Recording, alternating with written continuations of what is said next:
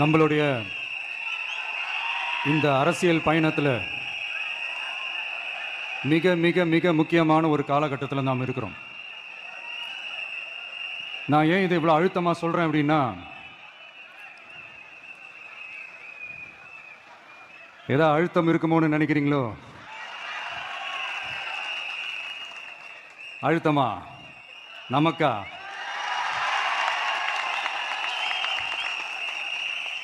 இந்த அழுத்தத்துக்கெல்லாம் அடங்கி போற ஆளா இந்த ஆளு? இந்த மூஞ்சா பார்த்தா அப்படியா தெரியுது உங்களுக்கு? அதனால அப்படியெல்லாம் நடக்காது. அதுவும் முக்கியமா நம்ம கிட்ட அதெல்லாம் நடக்கவே நடக்காது. ஆனா அழுத்தம் இருக்குதான்னு கேட்டீங்கன்னா இருக்குது. அது நான் இல்லைன்னு சொல்ல வரல. நமக்கு இல்ல, மக்களுக்கு. தமிழ்நாட்டை இதுக்கு முன்னாடி ஆண்டவங்களும் சரி பாஜகவுக்கு அடிமையாக தான் இருந்திருக்கிறாங்க. ஸோ அவங்கள நம்பி ஒரு பிரயோஜனமும் இல்லை. இப்போ ஆண்டுகிட்டு இருக்கிற இந்த திமுக அரசாச்சும் நமக்கு ஏதாவது செய்வாங்கன்னு பார்த்தா இவங்களும் அவங்கள மாதிரியே தான். இன்னும் சொல்ல போனால் ஒரு படி மேலே, இன்னும் மோசம். அவங்களாச்சும் நேரடியாக சரண்டர் ஆகி இருப்பாங்க, இவங்க மறைமுகமாக சரண்டர் ஆகி இருக்கிறாங்க. அவ்வளோதான் வித்தியாசம். அதனால நீங்க பார்த்தீங்கன்னா அவங்களோட அந்த வேஷம் கலைஞ்சிடக்கூடாதுன்றதுக்காக இந்த கலர் கலரா கவர்ச்சிகரமான இந்த அறிவிப்புகள்லாம் வெளியிடுறாங்க. நோட்டீஸ் பண்ணியிருப்பீங்கன்னு நினைக்கிறேன். ஸோ இவங்க எல்லாரும் இப்படியே இருக்கிறாங்களே, நமக்காக உண்மையா உழைக்கிறதுக்கு யாராச்சும் வந்துட மாட்டாங்களா அப்படின்னு மக்கள் ஒரு விதமான அதை வெளியில சொல்ல முடியாத ஒரு அழுத்தத்தில் இருக்கிற நேரம் இது. மாற்றி மாற்றி ஓட்டு போட்டு ஏமாந்து அவங்க இப்போ நம்மளை நம்புறாங்க. நம்மளுடைய இந்த தமிழக வெற்றி கழகத்தை இந்த விஜய் கூட நிப்பான்னு நம்புறாங்க. நம்மளை நம்புறவங்களுக்காக நாம நம்பிக்கையோடு இருக்கணும்ல. அப்படின்னா இது முக்கியமான மிக மிக மிக முக்கியமான ஒரு காலகட்டம் தானே. அதனாலதான் அவ்வளவு அழுத்தமா நான் சொன்னேன். இந்த தேர்தல், இந்த கூட்டணி, இதெல்லாம் பற்றி நிறைய இந்த ஹேஷியங்கள் ஜோஷியங்கள் எல்லாம் நடந்துகிட்டு இருக்கு இல்லையா? என்னப்பா இந்த விஜய் இப்போ தான் வந்திருக்கிறாரு, இவர் கூடலாம் யார் வரப்போறா, அவங்க வரமாட்டாங்க, இவங்க வரமாட்டாங்க, அப்படி இப்படின்ட்டு நம்மளை பற்றி ஒரு அண்டர் எஸ்டிமேட் பண்ணிட்டு இருக்காங்கல்ல. அதுனா நமக்கு புதுசா என்ன? 30 வருஷமா நம்மளை அண்டர் எஸ்டிமேட் பண்ணிட்டு தான் இருக்கிறாங்க. ஆனால் மக்கள் கரெக்டாக நம்மளை எஸ்டிமேட் பண்ணி ரொம்ப அழகா, ரொம்ப அக்கறையா, ரொம்ப தெளிவா, ரொம்ப தீர்க்கமா நமக்குன்னு ஒரு இடத்தை கொடுத்துருக்காங்கல்ல. எப்படி? என் கேரியரின் உச்சமான ஒரு இடத்தை கொடுத்துருக்காங்கல்ல. அதை இந்த நாடே பார்த்துக்கிட்டு இருக்குல்ல. ஏன் அப்படி எனக்கு அந்த இடத்தை கொடுக்கணும்? ஏன்னா இந்த விஜய் நம்ம பிள்ளையாச்சே, நம்ம அண்ணனாச்சே, நம்ம தம்பியாச்சேன்னு சொல்லி அவங்க மனசுல அப்படி தோணுது. அதனாலதான் நமக்கு அப்படி ஒரு இடத்தை கொடுத்து உள்ளன்போடு அள்ளி நம்மளை அரவணைச்சிட்டு இருக்கிறாங்க. அப்படி நம்மளை நம்புறவங்களுக்காக நாம உழைக்கிறதே அது ஒரு பழக்கமாகி இப்ப அதுவே என்னுடைய ஒரு ஒரிஜினல் கேரக்டராகவே மாறிடுச்சு. இத்தனை வருஷமா இருக்கிற அந்த உழைக்கிற குணம் அது எப்படி மாறும்? அதெல்லாம் மாறவே மாறாது. அரசியலுக்கு வந்ததுக்கு அப்புறமும் சரி, ஆட்சி அதிகாரத்துக்கு வந்ததுக்கு அப்புறமும் சரி, ஒன்னே ஒன்று சொல்ற, எழுதி வச்சுக்கோங்க. இதுக்கு முன்னாடி இருந்தவங்க மாதிரியோ இல்ல இப்ப இருக்கிறவங்க மாதிரியோ ஊழல் செய்யவே மாட்டான்.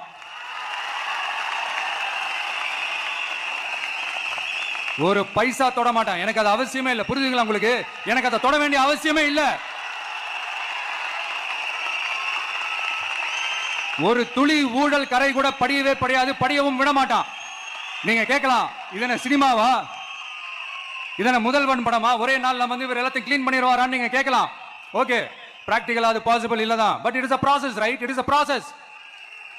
இப்படி எதுக்குமே ஆசைப்படாத ஒருத்தன் அரசியலுக்கு வர்றான் அப்படின்னா, அவன் கண்ணு முன்னாடி ஏதாவது ஒரு தப்பு நடக்குது அப்படின்னா, அவன் கண்ணு முன்னாடி ஏதாவது இந்த மாதிரி ஒரு ஊழல் நடக்குது அப்படின்னா அதை பார்த்துக்கிட்டு அவன் சும்மா இருப்பான்னு நினைக்கிறீங்க?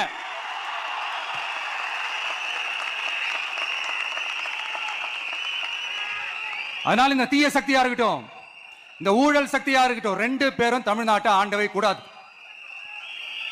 அப்படிப்பட்ட இந்த கட்சிகளை உண்மையா தில்லா எதிர்க்கிற அந்த கட்ஸும் கெத்தும் நம்ம கிட்ட மட்டும்தான் இருக்கு.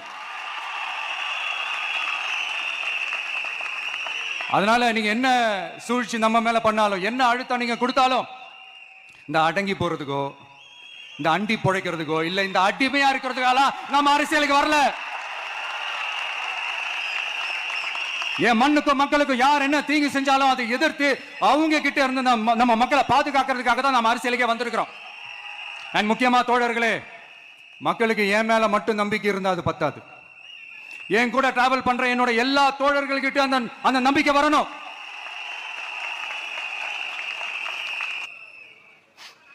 அந்த நம்பிக்கை இல்லைன்னு நான் சொல்ல வரல, இருக்குது.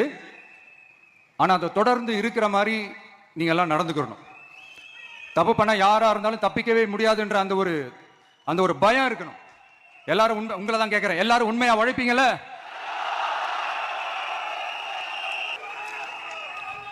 யாருக்காகவும் எதுக்காகவும் நம்மளோட அரசியல காம்ப்ரமைஸ் பண்ணிக்கவே கூடாது, செய்வீங்கல்ல? அண்ட் தயவு செஞ்சு எல்லாரும் கொஞ்சம் ஒற்றுமையா இருந்து சேர்ந்து உழைச்சி ஜெயிப்பீங்கல்ல?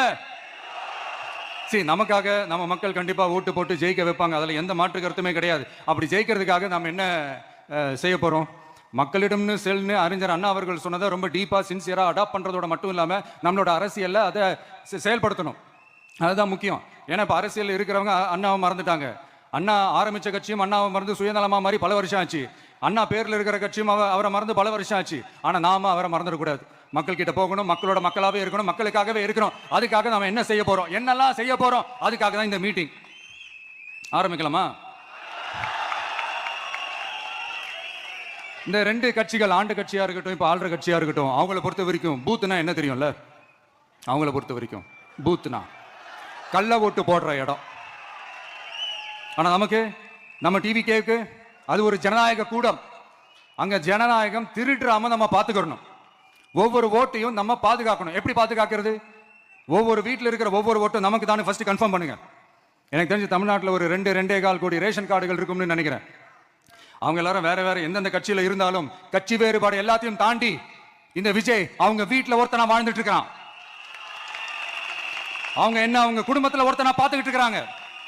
அதனால இந்த கட்சி கிச்சி எல்லாத்தையும் தாண்டி இந்த விஜய் கூட நிக்கணும்னு முடிவு பண்ணிட்டாங்க.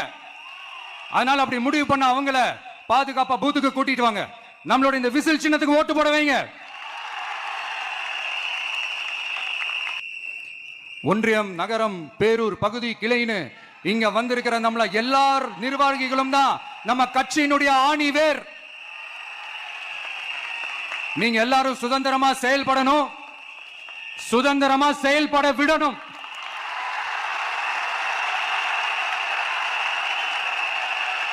நீங்க ஒவ்வொருத்தரும் எனக்கு முக்கியம்.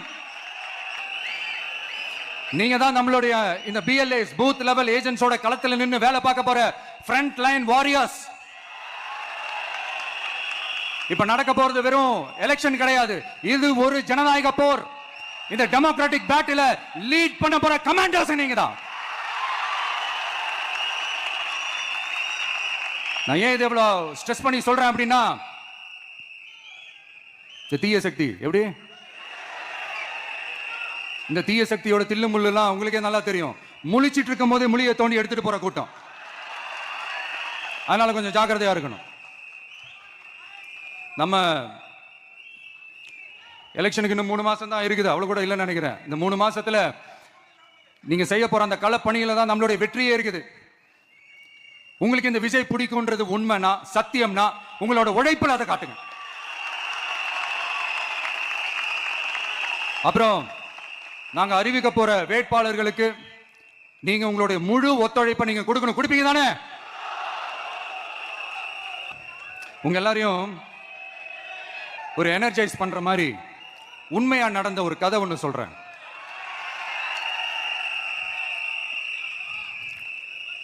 சொந்த நாட்டையே ஒரு கூட்டம் அபகரிக்குது. சொந்த நாட்டிலேயே இருக்க முடியாத அளவுக்கு ஒரு நெருக்கடி ஏற்படுது. ஸோ வேற வழி இல்லாமல் அந்த நாட்டை விட்டே வெளியே போய் வேற ஒரு இடத்துக்கு போய் காடு மலை அப்படி இப்படின்னு சுற்றி மறைஞ்சு வாழ வேண்டிய ஒரு சூழ்நிலை ஏற்படுது.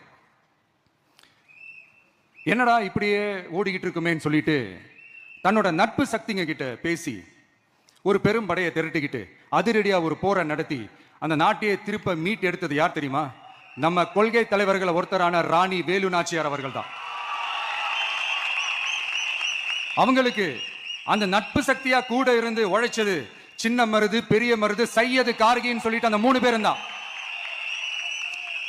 ஆங்கிலேயர் படை, ஆற்காட்டு படை மாதிரி அந்த ரெண்டு பெரும் படையை அடிச்சு துவம்சம் பண்ணிட்டு அந்த நாட்டியை திருப்பி மீட்டு எடுத்தது வேலு நாச்சியார். அன்னைக்கு இருந்த ஆங்கிலேயர் படை, ஆற்காட்டு படை மாதிரி இன்னைக்கு என்னென்ன படை இருக்குதுன்னு உங்க எல்லாருக்குமே நல்லா தெரியும். அதனால அந்த ரெண்டு படை மட்டும் இல்ல, இன்னும் எத்தனை படை வந்தாலும் எதிர்த்து நின்று ஃபேஸ் பண்றதுக்கு ஒரு நல்ல தலைமையும் இத்தனை சக்திகள் என் கூட இருக்கும் போது, இத்தனை சின்ன மருது, இத்தனை பெரிய மருது, இத்தனை சையது கார்கிகள் என் கூட இருக்கும் போது நம்ம நாட்டை நம்மளால மீட்டெடுக்க முடியாதான?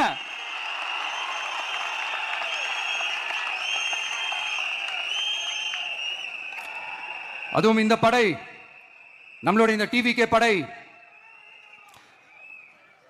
நட்பு சக்தி இருந்தாலும் இல்லைனாலும் தனியாவும் நின்று கெத்தா ஜெயிக்கிற அளவுக்கு ஒரு மிகப்பெரிய படை.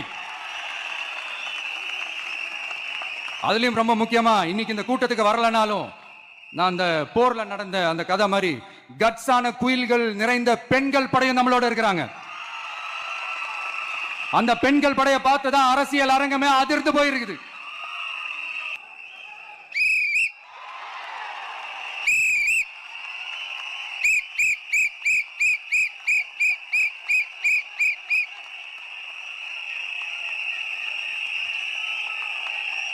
நம்ம சின்னம், உங்கள் சின்னம், நம்மளுடைய வெற்றி சின்னம் விசில். கப்பு முக்கியம் பகிலே. அதனால எல்லாரும் ஒரு நிமிஷம் எனக்காக எந்திரிச்சு நில்லுங்களேன் ப்ளீஸ். நான் சொல்றதை கொஞ்சம் ரிப்பீட் பண்ணுங்க. இந்த 2026 சட்டமன்ற தேர்தல்ல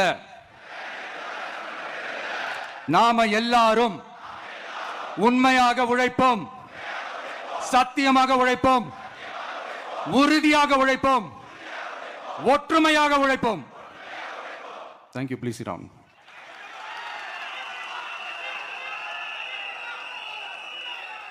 உங்களோட இந்த வார்த்தையை நான் மனப்பூர்வமா நம்புறேன்.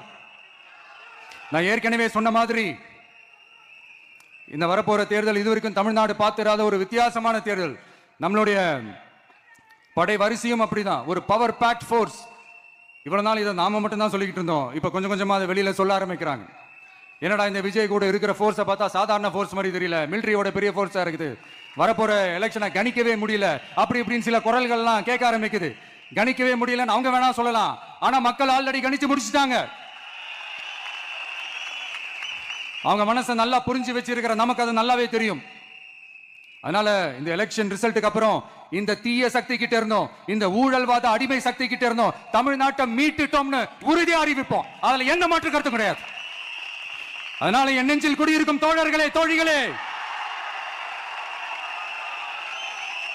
உங்களோட நான் இருக்கேன், நம்மளோட நம்ம மக்கள் இருக்கிறாங்க. இதுக்கு மேல என்ன வேணும்? கான்பிடென்டா இருங்க, நல்லதே நடக்கும், வெற்றி நிச்சயம். மீண்டும் சந்திக்கும் வரை நன்றி, வணக்கம்.